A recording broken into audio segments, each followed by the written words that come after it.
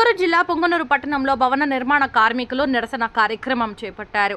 పట్టణంలోని అంబేద్కర్ విగ్రహం వద్ద జరిగిన ఈ కార్యక్రమంలో కార్మికులు మాట్లాడుతూ జీవో నెంబర్ 1217ను రద్దు చేసి భవన నిర్మాణ సంక్షేమ బోర్డును పునరుద్ధరించి పెండింగ్లో ఉన్న 46,000 క్లెయిములను పరిష్కరించి నిధులు మంజూరు చేయాలని వారు డిమాండ్ చేశారు. ప్రభుత్వ పథకాలకు సంబంధం లేకుండా 1996 పథకం ప్రకారం 12 రకాల సౌకర్యాలను కల్పించి 50 సంవత్సరాలు వయోపరిమితి నిండిన వారికి 6,000 రూపాయలు పెన్షన్ మంజూరు చేయాలని వారు డిమాండ్ చేశారు.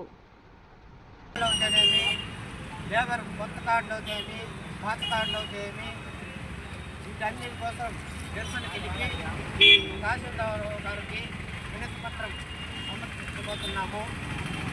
మా కోరికలో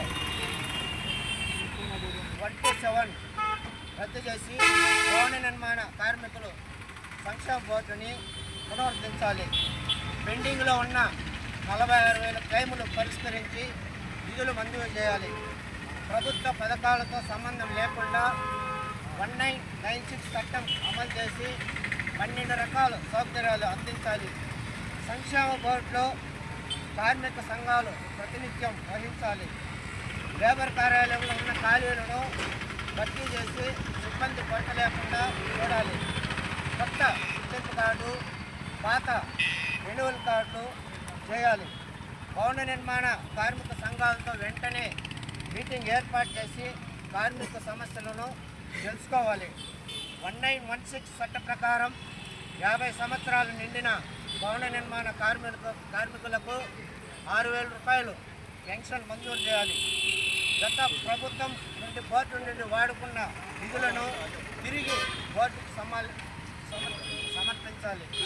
ఇందుకోసం ఈరోజు పొంగనూరులో నిరసన కార్యక్రమం చేపట్టి తహసీల్దార్ గారికి మా విన్నపాలు విన్నవించుకుంటున్నాం. నిరసన తెలియజేస్తున్నారు. ఈ నిరసనకి ఏఐటీసీ రాష్ట్ర వ్యాప్తంగా మద్దతు ఇస్తా ఉన్నాం. ఈ మద్దతుని కలకాలం కూడా ఇట్లే వాళ్ళకి ఏ సమస్యలు ఉన్నా ఏఐటీసీ మద్దతు ఇస్తాం. కానీ ప్రభుత్వము వచ్చి కూడా 1 సంవత్సరం 3 నెలలు అయిపోతే కూడా భవన కార్మికుల సమస్యలను పట్టించుకోవడం లేదు.